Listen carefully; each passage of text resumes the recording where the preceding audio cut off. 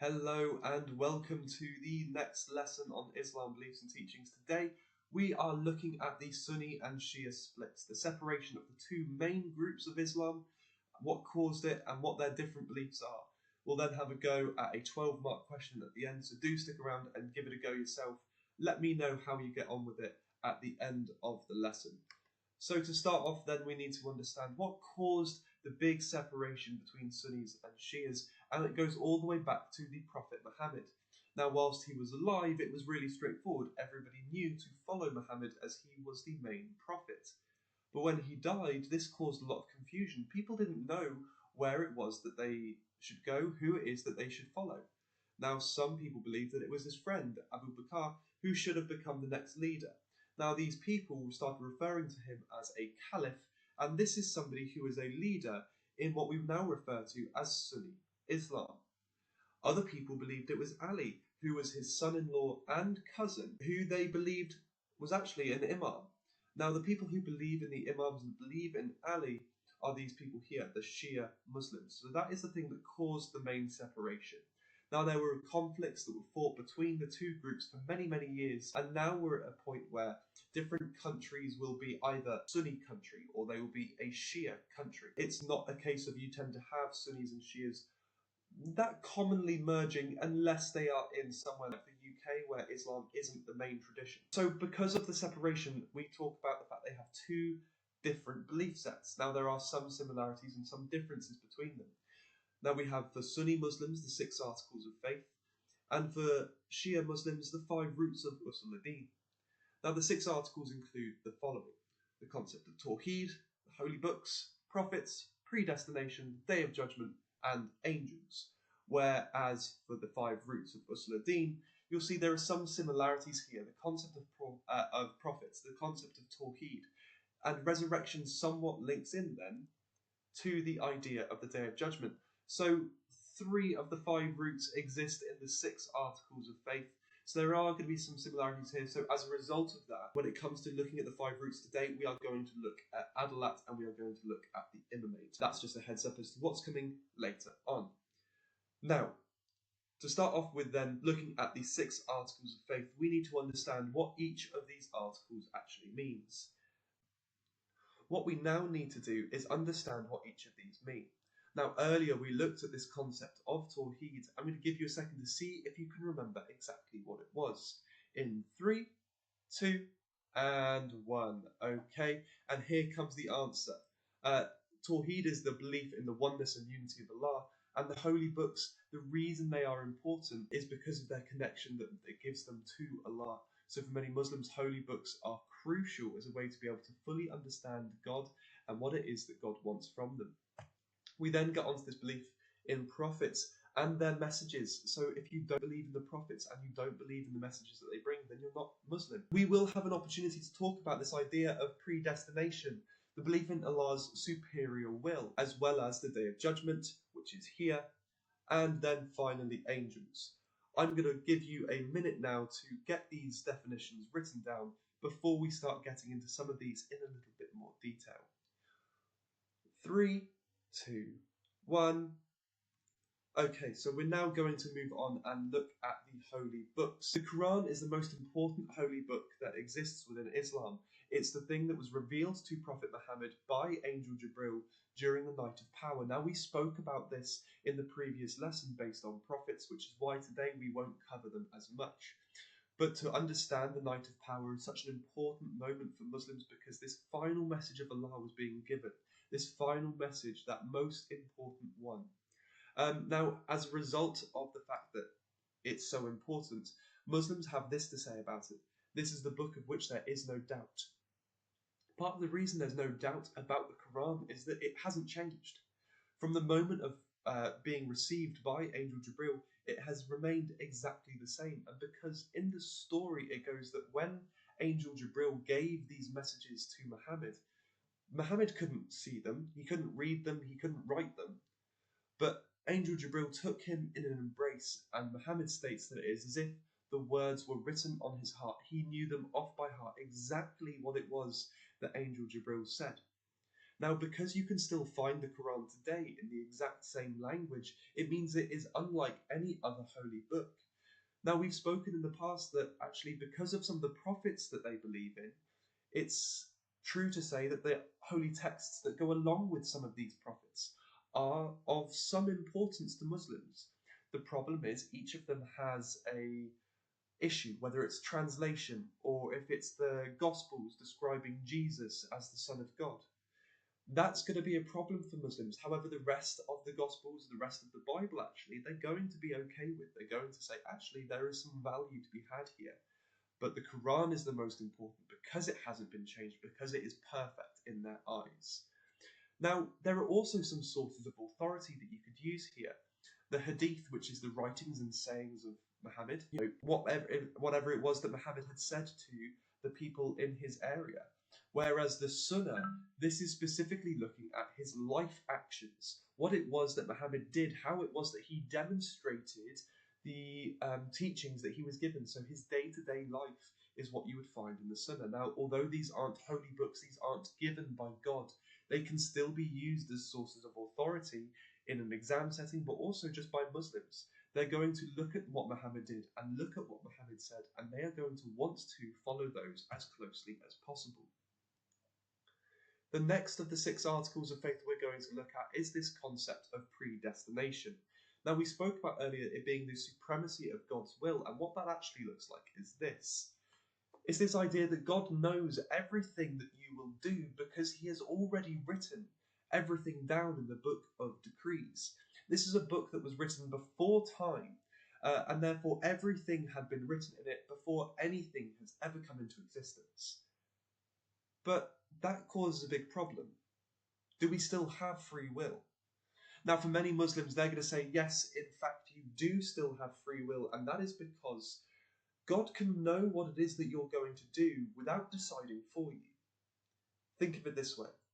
Think of that friend that you always go to have McDonald's with, for example. They might decide to always order the same thing, time and time again. Now, it is more than possible for you to know exactly what it is that they're going to order without ordering for them. You just know because they are a creature of habit. They're someone who always is going to do the same thing. Now, because Allah knows humanity in an even closer sense, it is far easier for Allah to know exactly what it is that we're going to do without deciding for us. We still have that free will. We still have the capability to do whatever it is that we want to do. But Allah knows exactly what it is that we're going to do before we've even done it. Finally, then, we get on to looking at the Day of Judgment, the last of the 6 articles of faith we're going to focus on today, purely because the other ones we have covered in other videos. Now, the Day of Judgment requires elements of resurrection. Now, this is where I said there was a comparison that can be drawn between Sunni and Shia Muslims. Now, when you die, according to Muslims, you enter a long sleep, which is called barzakh. I will add that keyword in on the screen now. Now, barzakh is described as being a long rest. However, on the Day of Judgment, an angel will appear, the angel Israfil will appear and blow a trumpet, signalling the start of the Day of Judgment. What will happen is that some angels and Isa, the prophet Jesus, will stand there with your book of deeds, this book where everything that you have ever done has been written down, and you will be judged. If you go to the right, you will be able to go to Jannah. This is the Islamic term for heaven, and there is a quotation that I would like you to copy down, and I'll give you a moment to do so. So Jannah is this perfect place. It's not supposed to be a place of any levels of suffering. It's where you can be rejoined with Allah and other prophets, as well as members of your family as well. You then also have this belief in Jahannam, this idea that there is a hell that you can go to if you are someone who is sinful, if you are someone who does not repent for your sins, then you will have the ultimate suffering. Now here we see it's a place that's described of fury and roaring.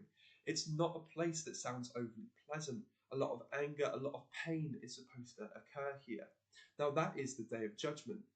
So we finally get on to the 5 roots of Usul ad-Din. Now, I'm not going to get you to get a definition for Tawheed or the prophets or resurrection, because we've already looked at those ideas in the 6 articles.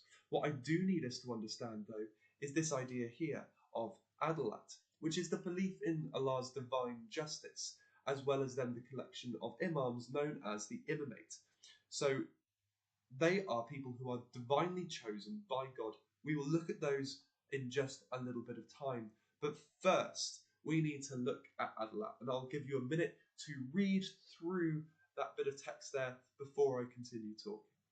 In 3, 2, 1. Now, as a result of life being hard to live through sometimes, there are actions that occur in the world which causes us suffering and causes us pain. The idea is that these are put in place to teach us lessons, to help us grow to become better people. Now, sometimes that can be a really hard thing to understand, so I'll give you an example. The example is going to be Ibrahim. Now, Ibrahim was asked to do this most difficult thing that we looked at in the last lesson. He was asked to sacrifice his son. That seems almost impossible to do and makes no sense to human beings. But the fact is, he was willing to do so. He was willing to go along with it because he knew that Allah would reward him in the end. He knew that this would be a good action to build that relationship between him and God. So he went along with it. Now, was he punished in the end? No, he did not have to kill his son. A ram was sacrificed instead, and it allowed him to become that intimate friend of God that we looked at last lesson. To most people, being asked to kill your own child would be impossible to actually go ahead and do. Ibrahim was willing to do so because he knew that God was fair. He knew that God would provide some sort of goodness out of this situation. So that story you could use to support any ideas of Adalat. We then get on to the imamate. This is the collection of imams, the leaders of Shia Islam, the ones who have been chosen by Allah and are seen as spiritual descendants of Muhammad. Now, these are not biological descendants, but more spiritual ones. From this belief in the imamate, you come to 2 main ideas, which we're going to look at in just a second. We have this idea of the 12ers. In total, there being 12 imams that have been chosen by Allah or are spiritually descended by Muhammad, and they are going to be the ones to demonstrate to people to continue them on the right path of Islam. Now, the 12th imam is believed to be somewhere still on earth who is in hiding. Now, they are going to be hundreds of years old at this point, but they are being kept alive by God to one day bring about equality on earth between races, between genders, between all human beings, everyone equal. However, they believe that that spiritual descendancy of Muhammad stopped by the 7th imam. I'm going to pronounce it and it's going to be wrong, but Ismaili was the last hereditary descendant of Muhammad, the last one who was an imam via that descendancy. This was the 7th prophet. Now, guys, obviously for you, you don't need to know how to pronounce these words. I'm not going to sit here and say I'm an expert in pronouncing all forms of Arabic names. All you need to do is make sure that you do try and get the spelling correct, because what you could end up with here is a name looking like Ishmael, who was the son of Ibrahim. This is not the same being, so we need to ensure that we do try and get that spelling correct. I'm going to give you a moment to copy down some of these ideas before we then get into this big 12-mark question that I was referring to earlier. In 3, 2, and 1. Now, if this question came up in the exam, Allah's divine justice is the most important Muslim belief. What you can see here is that we have one belief versus quite a significant number of others. All of that in red can be on one side, all of that in blue is the other. There are lots of things that you can mention in any given paragraph. In your disagree paragraph, you can mention a collection of these. It doesn't have to be one versus one other. It could be one versus 3 other if you wish. So having these here, you can contrast Adalat with any of the other 5 roots or any of the other 6 articles as well. You could use these sentence starters to help you create your answer. I'm going to give you a second to copy these down. as well as then looking back at your notes from throughout this lesson. What quotations did you pick up? What evidence could you include? It does not have to just be quotations. You can sometimes use stories as a way to develop your answer.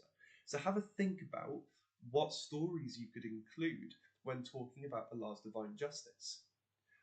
Now, if you wanted to find extra quotations and you were not sure where to find them, you can find that there is a Quran online, quran.co.uk, where you can search key ideas, and anything that then is mentioned in the Quran which links to that idea, you can include as well.